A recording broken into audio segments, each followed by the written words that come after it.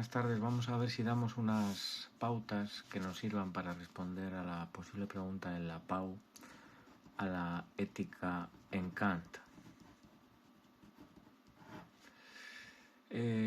No se olviden que en Kant todo está relacionado y específicamente la parte donde trabaja el uso teórico de la razón y el uso práctico de la razón, y que el puente conceptual entre estas dos áreas son los postulados de la razón práctica, ¿de acuerdo? Entonces, si nos pregunta la ética, en el fondo nos están preguntando por el uso práctico de la razón en Kant.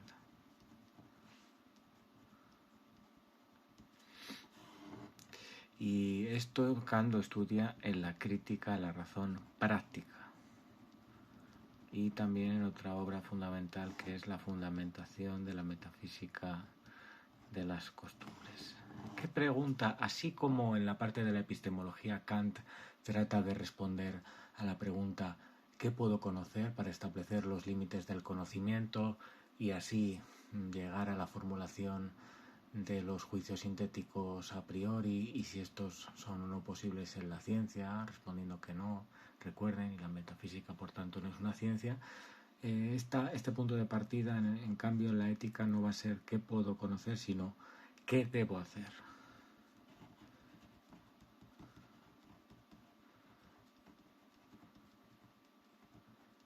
No olviden la importancia que tiene el concepto de deber en la ética kantiana. En ese sentido, al igual que en epistemología podemos decir que la teoría kantiana se llama subjetivismo, idealismo trascendental o criticismo, en el campo de la ética se llama a priorismo moral. Ahora veremos por qué. Y se opone a teorías como el emotivismo de Hume, por ejemplo. Bien. Y también, del mismo modo que en la epistemología Kant tiene que partir de la distinción entre juicios analíticos y juicios sintéticos, en el caso de la teoría ética, Kant tiene que partir de dos distinciones previas. Por un lado, tiene que partir de la distinción entre éticas materiales y éticas formales,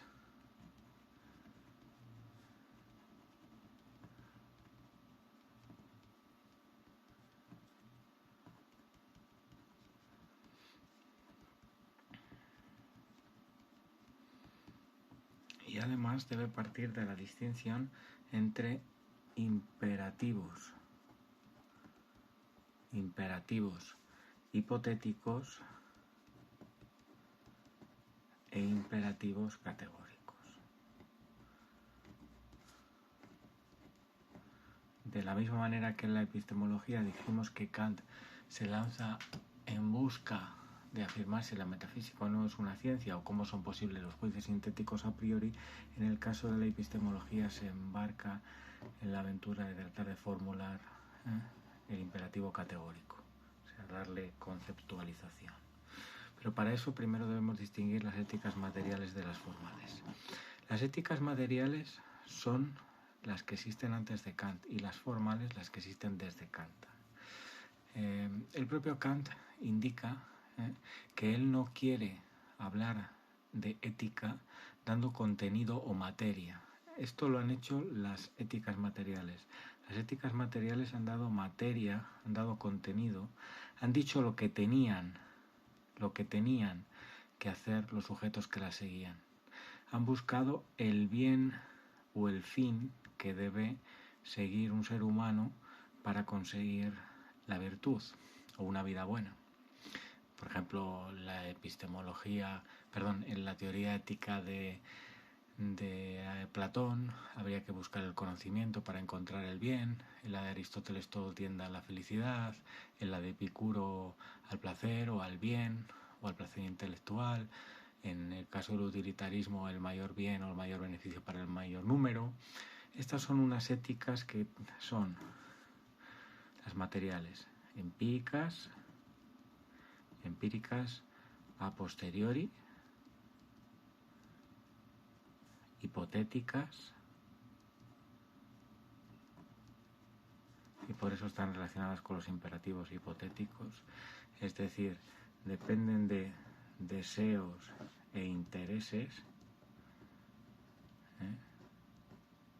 están motivadas por las emociones, por la volición, si quieres decirlo así, y luego tenemos las llamadas éticas formales, que son las que se inauguran desde Kant y que no establecen contenidos, no se centran en establecer contenidos,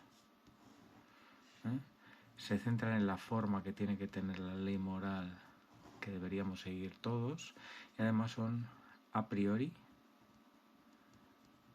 o lo que es lo mismo, universales, categóricas, deben ser cumplidas siempre por todos los sujetos racionales de manera universal por el hecho de ser racionales, y por eso se relacionan con los imperativos categóricos, y además autónomas.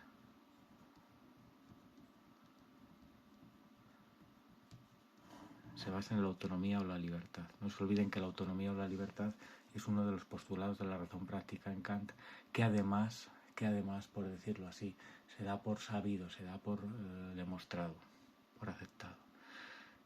En el caso de las éticas materiales son heterónomas, es decir, heterónomos son leyes que tomamos de otros y que decidimos seguir, si es que hemos tomado de manera autónoma esa decisión. En este sentido, la obsesión de Kant es encontrar una serie de formulaciones para este imperativo categórico dentro de su apriorismo moral y de su aceptación de la ética como búsqueda de una formulación universal y racional y categórica que todos deberíamos seguir por el hecho de ser racionales. Es decir, algo bueno para Kant, lo bueno, el bien, una acción buena, debe ser una acción que se hace por buena voluntad, ¿de acuerdo? Se caracteriza por el desinterés, y además se caracteriza por el deber. Es decir, es algo que se hace porque es lo correcto, independientemente de las situaciones emocionales o la voluntad o el deseo. En este sentido es muy interesante aquella formulación kantiana que dice: hay que actuar por deber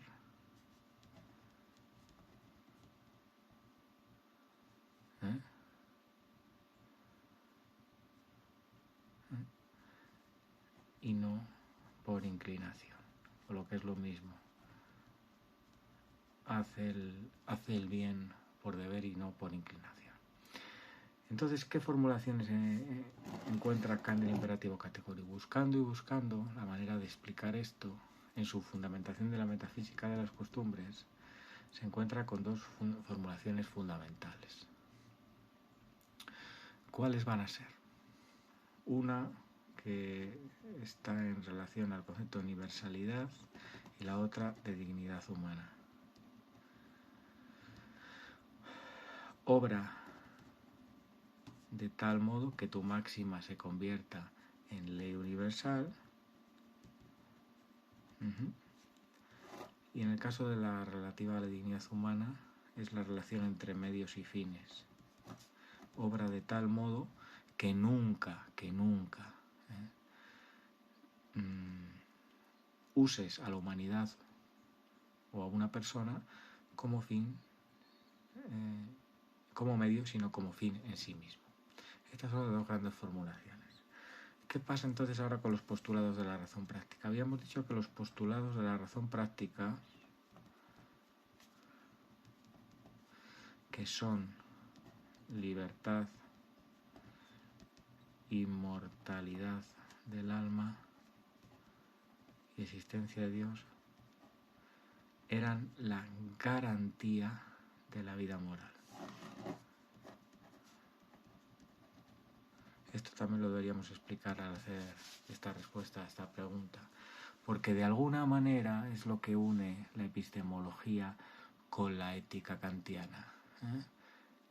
No tiene sentido hablar del papel que la metafísica ocupa en el ámbito de la epistemología, y sin embargo ese papel es muy importante en la vida moral, porque mientras los seres humanos creen que son libres, que su alma es inmortal y que existe Dios, la vida moral es más factible y más virtuosa y permite la relación dentro de la comunidad.